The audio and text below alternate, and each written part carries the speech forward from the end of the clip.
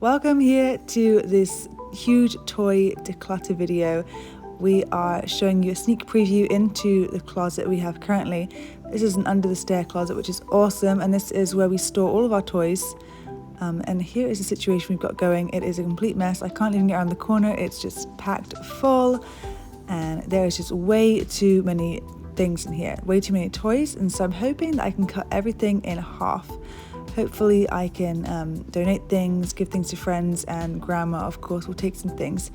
And this is our playroom. Currently this is way too many toys out.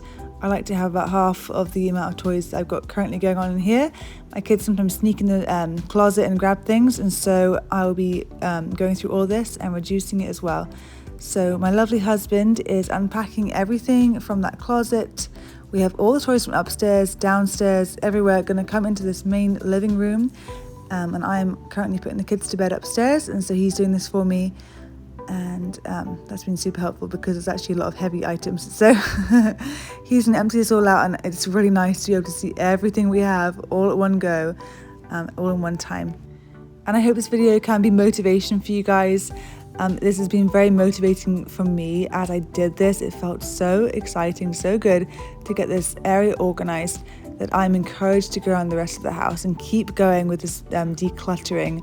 I think we just need to keep getting rid of things, moving things on, things that aren't used. It causes more stress, I think, to own things and hold on to them than it does to give them away. And the amount of toys that we had was feeling very stressful for me, very overwhelming. It was just too much to manage, and so I needed to reduce this amount and try and keep it reduced as well, as much as I can.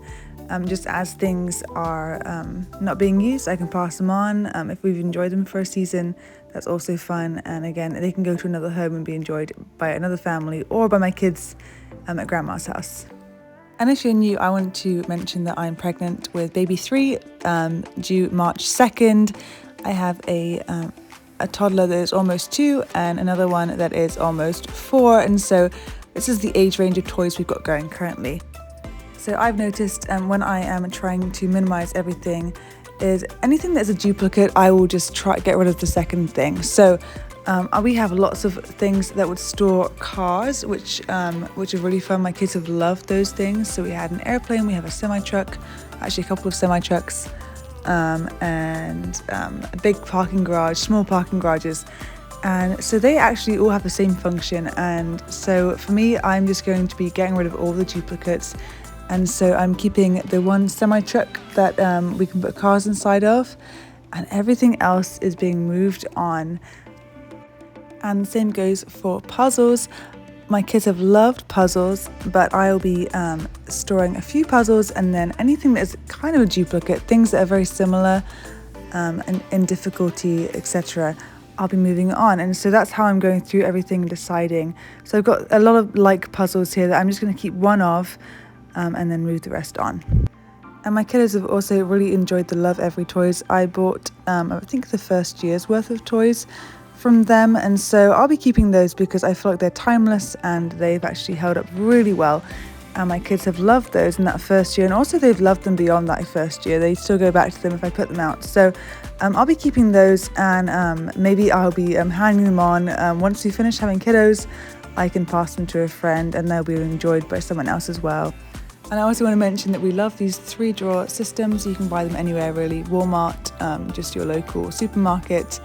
And they have held up really well. I do stack them inside the closet. The kids can't really get access to them, so I'm not really worried about them tipping over. And so, yeah, they're really helpful. I highly recommend those.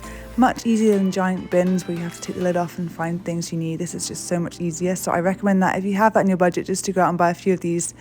It is just super helpful for storage. So my kids' favourite tried and true toys are the ones that are open-ended. So blocks, or specifically magnet tiles, things for building. We have the Picasso tiles, which is the cheap brand, and we can build extravagant parking garages. We can build ramps, we can build garages with ramps. You can do all kinds of things with those tiles.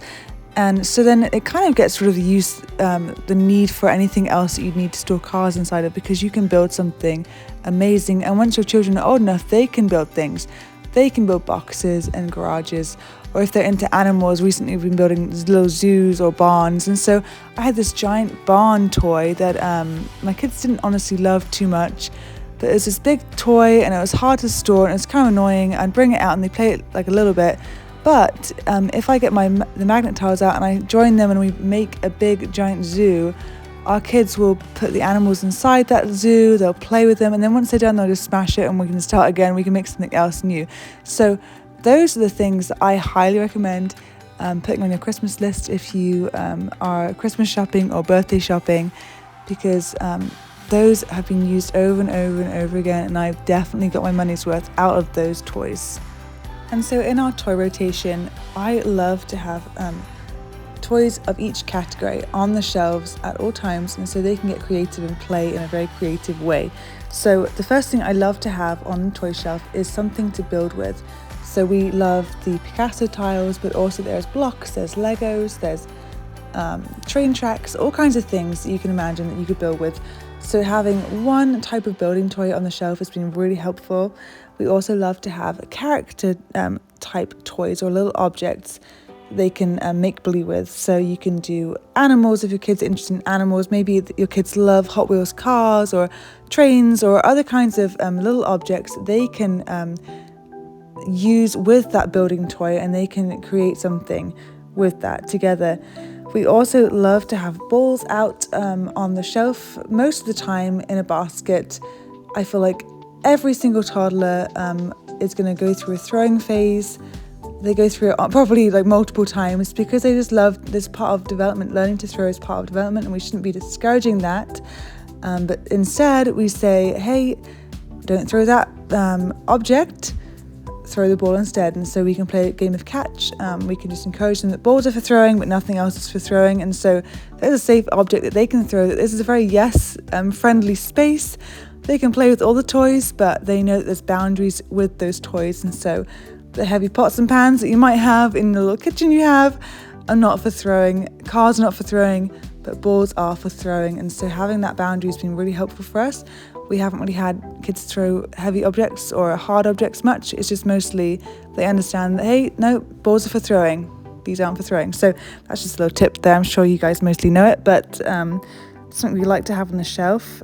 We also love to have something that you can make believe with. So maybe it's a stuffy or a baby, just depending on what your kids are interested in, trying to find something that they would enjoy that would be good for make believe. We also have a very small play kitchen, which actually is perfect size in my mind. I don't want a giant play kitchen because we can move around the house.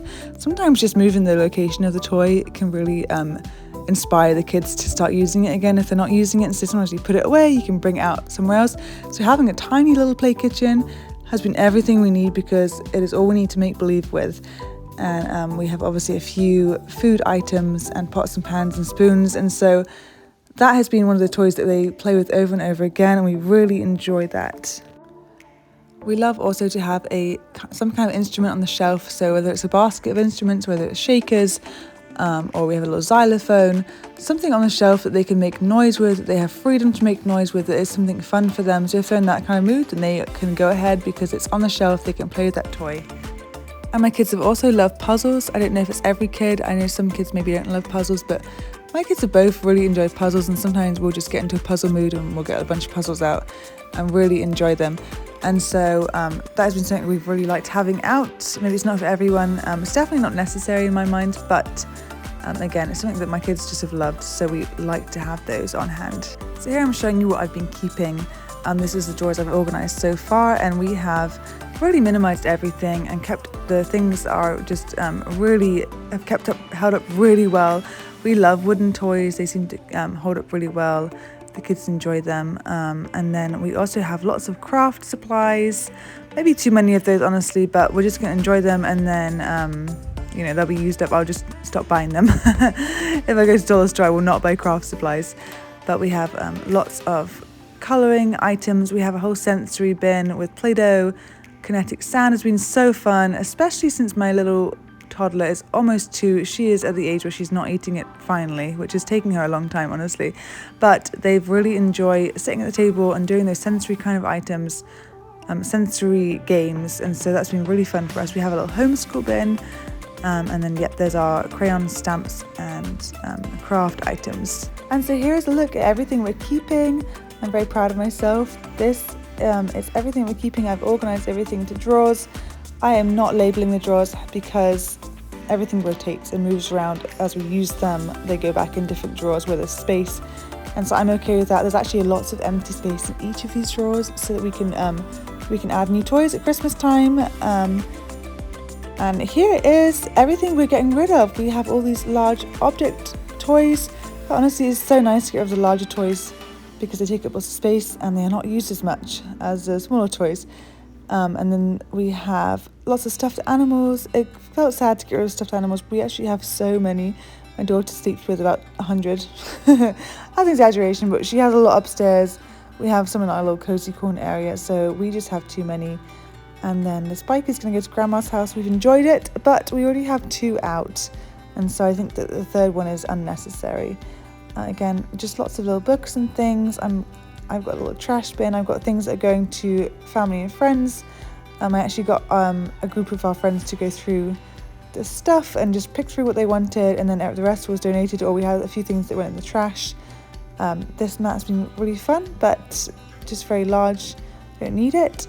And here's our playroom. This is the final result. I have books, we have some cars, some musical instruments, magnet tiles, monster trucks, little animals in a bag there, a little noisy book my husband had just purchased the day before, a little bike and a bee, our amazing slide, our kids love that thing, our little play kitchen with some food, and our cozy corner for reading, for sitting, for hanging out.